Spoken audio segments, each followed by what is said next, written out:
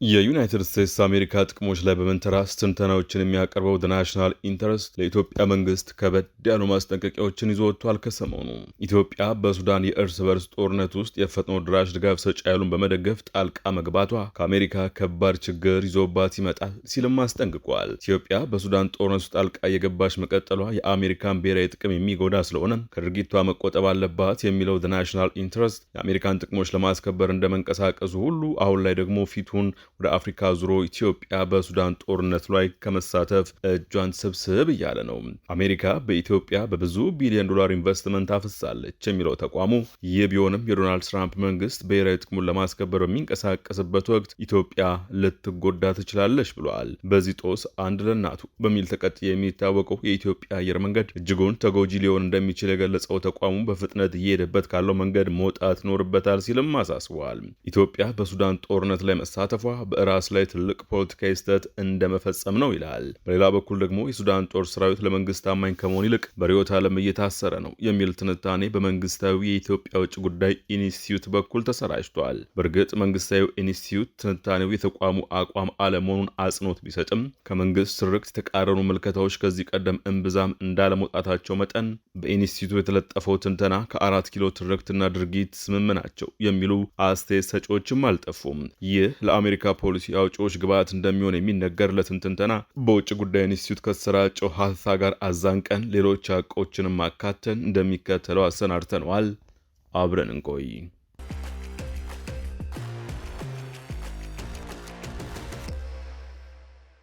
ኢትዮጵያ በጎረቤት ሱዳን የእርስ በርስ ጦርነት ውስጥ እጇን ማስገባቷ አገሪቱ ከዚህ ቀደም የነበራትን የሰላም አስከባሪነት ሚና ወደ ተፋላሚነት እየቀየረው ይገኛል ይላል ናሽናል ኢንተረስት ከሁለት ቀናት በፊት ያወጣው ትንታኔ።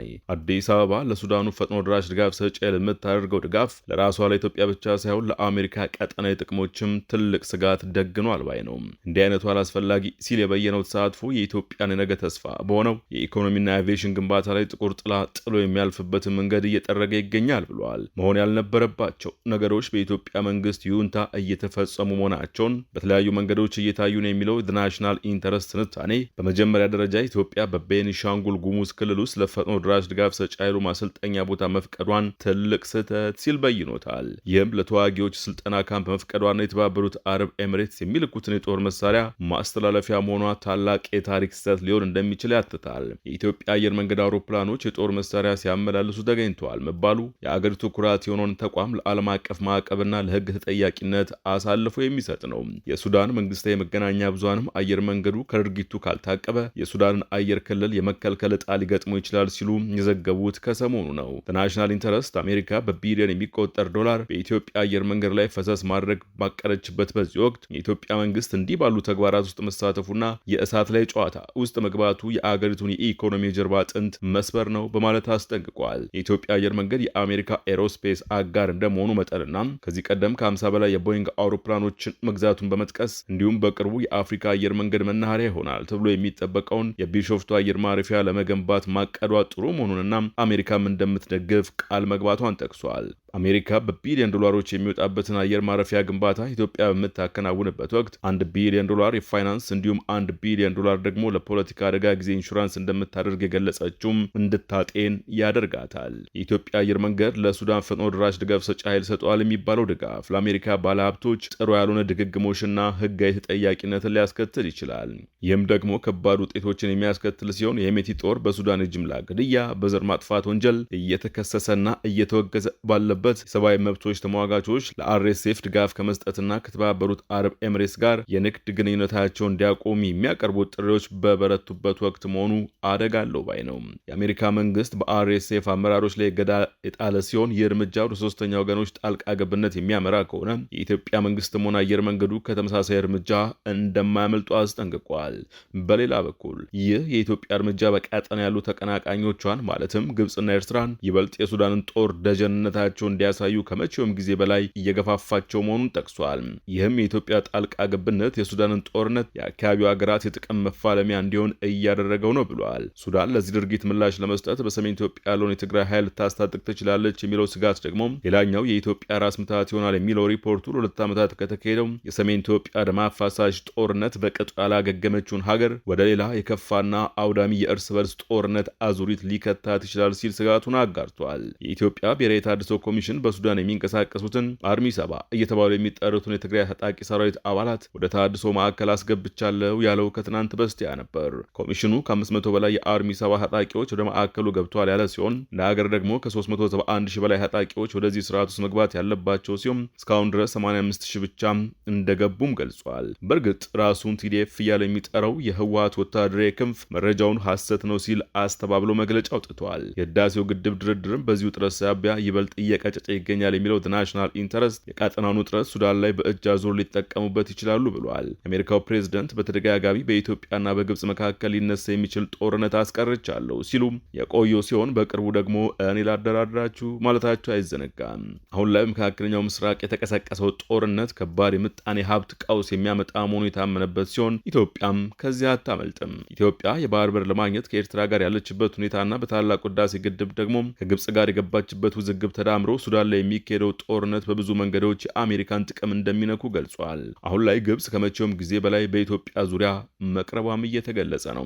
ዘናሽናል በዋነኝነት የሚያስጠነቅቀው ኢትዮጵያን ሲሆን በሱዳን የእርስ በርስ ጦርነት ውስጥ ለአርኤስኤፍ የምታደርገው ድጋፍ ሀገሪቱን ወደማትወጣው አዘቅት ውስጥ እየከተታት ነው ይላል። የኢትዮጵያ መንግስት በሀገሪቱ ግዛት ውስጥ ለፈጥኖ ደራሽ ድጋፍ ሰጪ ያሉ የስልጠና ካምፕ ፈቅዶና ወዶ መክፈቱ፣ የኢትዮጵያ አየር መንገድን ለጦር መሳሪያ ዝውውር መጠቀሙ አገሪቱን የታሪክ ጥያቄ ከማድረጉም በላይ ኢትዮጵያ ከራሷም አልፎ ለአፍሪካ የአቪዬሽን ኩራት አድርጋ የምትቆጥረውን ዓለም አቀፍ ማዕቀብ አሳልፎ የሚሰጥ አደገኛ አካሄድ ነው። በሌላ በኩል ደግሞ የእርምጃ አሜሪካን ስትራቴጂካዊና ኢኮኖሚ ጥቅም በቀጥታ ይጋፋል ይላል። አሜሪካ በኢትዮጵያ አየር መንገድና በአዲሱ ሜጋ ኤርፖርት ፕሮጀክት ላይ ልታደርግ ያሰበችው የቢሊዮን ዶላር ኢንቨስትመንት እና የአይኤምኤፍ ብድር ኢትዮጵያም ከፈጥኖ ደራሽ ድጋፍ ሰጪ ኃይሉ በዘር ማጥፋት ከሚወነጀል ቡድኑ ጋር ስሟ በመነሳቱ ምክንያት ሊሰረዝ ወይም ሊቋረጥ የሚችልበት እድል ሰፊ እንደሆነ ገምቷል። ሪፖርቱ ፕሬዝደንት ትራምፕ ከኢትዮጵያ ጋር ውይይት እንዲካሄዱ ማዘዙንም ጠቅሷል። የአውሮፓውያን አቆጣጠር መጋቢት 11 ይፋ የሆነው ዘ ናሽናል ሪፖርት በቅርቡ ውይይት ይኖራል ባለማግስት የአሜሪካ ውጭ ጉዳይ ሚኒስትር ማርኮ ሩቢዮ ከጠቅላይ ሚኒስትር አብይ አህመድ ጋር በስልክ በተለያዩ ጉዳዮች ላይ መምከራቸውን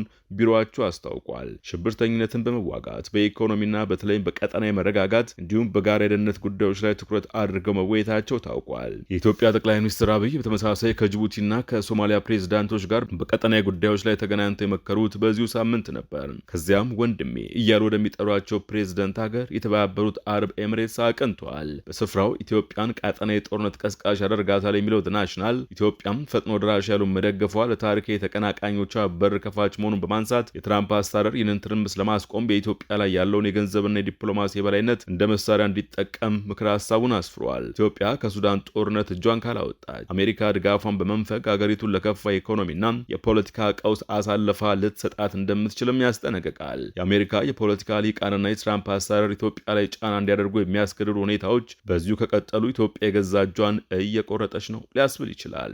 በሱዳን ጦርነት ውስጥ ፈጥኖ ደራሽ ድጋፍ ሰጪ ኃይሉን መደገፍ ማለት ኢትዮጵያ በቢሊዮን ዶላር ልትገነባ የነበረውን የአየር ማረፊያ ፕሮጀክት ድጋፍና የቦይንግን ግንኙነት አደጋ ላይ መጣል ብቻ ሳይሆን አገሪቱን ወደ ዓለም አቀፍ የሽብርተኝነት ድጋፍ ሰጪ መዝገብ ዝርዝር ውስጥ ሊከታት የሚችልበት አጋጣሚ እንዳለም ተጠቁመዋል። ፈጥኖ ደራሽ ድጋፍ ሰጪ ኃይሉ በዓለም አቀፍ ደረጃ በዘር ማጥፋትና በሽብር ሲወነጀል ኢትዮጵያ ከዚህ ቡድን ጋር ስሟ መያያዙ ጥሩ ነገርን ይዞ አይመጣም። የኢኮኖሚ ዋስትና የሆነው አይኤምኤፍና የዓለም ባንክ እርዳታዎች በአሜሪካ ትዕዛዝ ቢቆሙ አገሪቱ ከገባችበት የዕዳ አዘቅት ሳትወጣ ሌላ ዕዳ ውስጥ የሚከታት ይሆናል። ኢትዮጵያ አሁን ላይ በተለያዩ የአገሪቱ ክፍሎች ግጭትና ጦርነቶች ያሉባት ሲሆን የሱዳን ወታደራዊ መንግስትን በትጥቅ የገጠመውን አካል ስትደግፍ ሱዳን ምላሽ የምትሰጥ ከሆነና በሱዳን ያለውን የትግራዩን ኃይል መልሳ ልታስታጥቅ የምትችል ከሆነ ኢትዮጵያን ዳግም ወደማያልቅ የጦርነት አዙሪት ሊከታት ይችላል።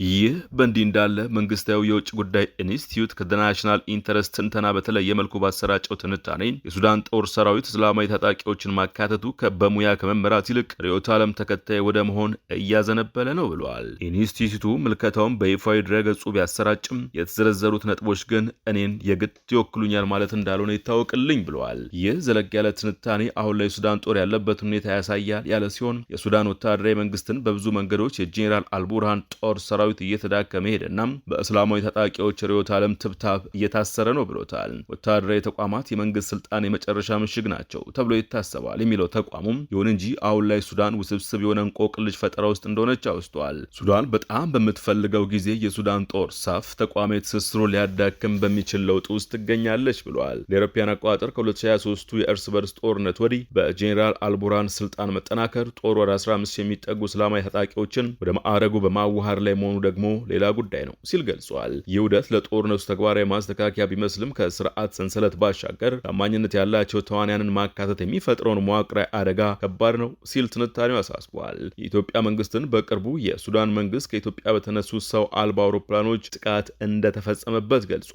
ሮይተርስ ከአንድ ወር በፊት በሳተላይት ምስሎች ጭምር አስደግፎ ይዞት በወጣው የምርመራ ዘገባው የተባበሩት አረብ ኤሚሬትስ ጋር በመሆን ኢትዮጵያ ግዙፍ ወታደራዊ ካምፕ ለሱዳን ፈጥኖ ድራሽ ድጋፍ ሰጪ ኃይል እንደገነቡ አትቷል። የኢትዮጵያ መንግስት ቢያንስ ሲጥንቅር እስከተሰናዳበት ጊዜ ድረስ ማስተባበያም ሆነ ማረጋገጫ ባይሰጥበትም ከሱዳን በኩል ግን በተደጋጋሚ ተመሳሳይ ክሶች እየተሰሙ ናቸው። በቅርቡ ደግሞ ይህ ካልቆመ ለኢትዮጵያ አየር መንገድ ጭምር አየር ክልሉን ዝግ እንደሚያደርግ የሱዳን መንግስት መገናኛ ብዙሃን ዘግበዋል። ኢንተርናሽናል ኢንተረስት ትንታኔም የሚያመላክተው አየር መንገዱም ዓለም አቀፍ እገዳ ሊደረግበት ይችላል የሚለውን ነው። የውጭ ጉዳይ ኢንስቲትዩት ተቋም ይዞት የወጣው ትንታኔ የሱዳን ጦር በታሪኩም የመንግስቱ ስትራቴጂካዊ የጀርባ አጥንት ሆኖ ሲያገለግል የቆየ ቢሆንም አሁን ግን የእስላማዊ ታጣቂዎች ውህደት በወታደሩ ውስጥ እኩል አይደለም። ይህም ወታደሩ በአንዳንድ ክፍሎች ከሁለቱም የተጠራቀሙ ናቸው፣ ሌሎች ደግሞ ከእስላማዊ ታጣቂ የጸዱ ናቸው ብሎ ያምናል። ይህም ለሌሎች ጉዳዮች ተጋላጭነትን ይፈጥራል ያለ ሲሆን በዚህም ወታደራዊ መኮንኖች ሃይማኖታዊ ማበረታቻዎችን መቀበልና የሙያ መደበላለቅ የጋራ ስልጠና በሚያካሂዱበት ወቅት የርዕዮተ ዓለም መስፋፋትና ከውጭ አካላት ጋር የሚገናኙ የትእዛዝ መዋቅሮችን ሊፈጥሩ ይችላሉ ብለዋል። ዓለም አቀፍና ሙያዊ የሆነ ወታደራዊ ትምህርት መጠቀም ከወታደራዊ መፈረካከስ ይታደጋልን ብለዋል። በኢንስቲትዩት ላይ የሰፈረው ትንታኔ እንደ ዳርፉር ያሉ ግጭት ታሪኮችን በማንሳት እንዲህ አይነት ተግባራት ሱዳን ወደ ተሰባበረ የእዝ ሰንሰለት እንድታመራ ያደርጋታል ባይ ነው። ትንታኔው በስፋት ርዕዮተ ዓለም ተከታይ መሆን በድብቅ ይከሰታል ብሎ የሚያምን ሲሆን ከ2023 ከ25 እንደ አውሮፓውያን አቆጣጠር ባለው ጊዜ ውስጥ እስላማዊ ቡድኖችን ባዋሃዱ ክፍሎች ውስጥ ከ30 በመቶ የሚሆኑ መካከለኛ ደረጃ መኮንኖች እድገት ማግኘታቸውን ኮንኗል። ይህ የሙያ እድገት ከርዕዮተ ዓለም ታማኝነት ጋር ሊገናኝ እንደሚችልም አመልክተዋል። ታማኝ አገልጋዮች ሀሳባቸውን በቀላሉ ለማስረጽና ቅቡልነት ለማግኘት አይቸገሩም። ጦሩ ከሱዳን እስላማዊ ንቅናቄ ጋር ያሉ ግንኙነቶችን በገንዘብና በሙያ ድጋፍ የሁለትዮሽ ታማኝነት እንዲፈጠር የሚያደርግ ነው በማለት ይህ ደግሞ የተወካይ ኃላፊ ችግር እንደሆነና መኮንኖቹ ለሙያ ዋስትና ሲሉም ለርዕዮተ ዓለም ደጋፊዎቻቸው ሊገብሩ ይችላሉ። ይህ ለውጥ ድንገተኛ ሳይሆን ቀስ በቀስ እንደሚመጣ መገንዘብ ያስፈልጋለን ብለዋል። ትንታኔው ለሱዳን ጦር ሰራዊት ለወደፊት ጣፋንታ ናቸው ያላቸውን በዝርዝር አስቀምጧል። ቅድሚያም ሙሉ በሙሉ ወደ ርዕዮተ ዓለም ሰርጎ መግባቱ እስላማዊ ታጣቂዎች ቁልፍ ቦታዎችን ይይዛሉ። ጦሩም ደግሞ የሁለቱ ድብልቅ ተቋም ይሆናል። መቀጠል በከፊል መጠናከር ሲሆን ሙያተኛ መኮንኖች ስልጣን ሲይዙም ርዕዮተ ዓለም የሚያገሉት ደግሞ በሌላ ውስጥ ተካተው እንዲቀሩ የሚያደርግ ሲሆን ለአደጋ ተጋላጭነትና ለፖለቲካ አለመረጋጋት ይጋብዛል ይላል። መጨረሻ የሚያስቀምጠው ተቋማዊ ተቃውሞ የሚያስነሳ ነው ያለ ሲሆን ሙያ ያላቸው ኃይሎች ርዕዮተ ዓለም ተከታዮችን ለማጥፋት ይሞክራሉ። ይህ ደግሞ ወደ ትይዩ ትጥቅ ኃይሎች የሚያመራ ነው። የሱዳን ጦር ወሳኝ ምዕራፍ ላይ ይገኛል የሚለው የውጭ ጉዳይ ተቋሙ ይፋ ያደረገው ትንታኔ እስላማዊ ታጣቂዎችን ማዋሃድ የአጭር ጊዜ ጥቅም ቢሰጥም የረዥም ጊዜ መዋቅራዊ አደጋዎችን እንደሚያስከትልና ለቀጠናው ፖሊሲ አውጪዎች የሱዳንን ግጭት መከታተል የጦር ሜዳውን ብቻ ሳይሆን የሱዳን ጦር ተቋማዊ ዝግመተ ለውጥን መመልከት ይጠይቃል ባይ ነው። ለውጡ ቀስ በቀስ ስለሚመጣ ቀደም ብሎ ማወቅ ብቸኛው የመከላከያ ዕድል ነው ሲልም አስታውቋል። ርዕዮተ ዓለም ማዕከል የሆነ የሙያ እድገት ከተፈጠረ የጦሩ አሰራር ለውጥ ሊለወጥ ይችላል። የውጭ ጉዳይ ኢንስቲትዩቱ በሱዳን ጦር ያለውን ፍራቻ ሲገልጽም ውሳኔዎች በብሔራዊ ፍላጎት ሳይሆን በሌሎች አካላት ፍላጎት ሊመሩ እንደሚችል ፍንጭ ሰጥቷል። የውጭ ኃይሎችን በተመለከተ እንደ ግብጽ፣ የተባበሩት አረብ ኤሚሬትስና ኳታር ያሉ ሀገራት በሚሰጡት ድጋፍ እነዚህን አመጣጣኝ በርዕዮተ ዓለም ተከታታዮች በድንገት ሊያጠናክሩ ይችላሉ ይላል። በተጨማሪም ጦሩ የሚቆጣጠራቸው የወርቅ ማዕድንና የንግድ መሰረተ ልማቶች በርዕዮተ ዓለም ተከታዮች ቁጥጥር ስር ቢውሉ የመንግስት ገቢ ወደ ድጋፍ ወደሚሰጡት ጥየቃ ሊዞር ይችላል በማለት ይህም ጉዳይ በዚህ በዚህ ጉዳይ ላይ እርግጠኛ አለመሆን ለኢትዮጵያ ጨምሮ ለቀጠናው የደህንነት ስጋት ነው። ትንታኔው በተጨማሪም በከፊል በርዕዮተ ዓለም ተከታታይ የሆነው የሱዳን ጦር የተሳሰበ የድንበር አስተዳደር የግጭት አፈጣትና ሽብርተኝነት መዋጋት ላይ አስተዋጽኦ ሊቀንስ ይችላል። በመጨረሻም ናሽናል ኢንተረስት የትራምፕ አስተዳደር በኢትዮጵያ ላይ ያለውን የገንዘብና የፖለቲካ ተጽዕኖ ተጠቅሞን ኢትዮጵያን ሊገራት እንደሚገባም ትንታኔ ይጠቁማል። የአይኤምኤፍ ብድርና የግዙፉ አየር ማረፊያ ግንባታ ድጋፍ ኢትዮጵያ ከሱዳን ጦርነት እንድትወጣ እንደ መደራደሪያ ሊቀርቡ ይችላሉ። ኢትዮጵያ ለጊዜው የጂኦፖለቲካ ትርፍ ስትል ከታሪካዊ ወዳጆቿ ጋር መኳረፏና የቀጠናውን ሰላም አደጋ ላይ መጣሏ የረዥም ጊዜ ብሔራዊ ጥቅሟን የሚጎዳ ቁማር መሆኑን ኢንተርናሽናል ኢንተረስት አተታም ያመላክታል። የሮይተርስ የምርመራ ዘገባ ከተሰራጨ ሳምንታት ቢያልፉም ኢንተርናሽናል ኢንተረስት ትንታኔ ለንባብ ከበቃም ቀናት ቢቆጠሩም ጠቅላይ ሚኒስትር አብይ አህመድ ወደ አቡዳቢ ከማቅናታቸው በቀር በዚህ ጉዳይ ላይ የኢትዮጵያ መንግስት አቋም ከድርጊቱ እንጂ በይፋ የሰጣቸው መግለጫዎች እንዳለመኖራቸው መጠን አቋሙንና ወደፊት ስለወጠነው እቅድም ይሁን ይመጡበታል ተብለው ስለሚጠበቁት ዕቀባዎች ዝርዝር መረጃዎችን ለማወቅ አልተቻለም። ዛሬው ማልዳ ትንታኔ በዚሁ ተጠናቀቀ። ጤና ይስጥልን።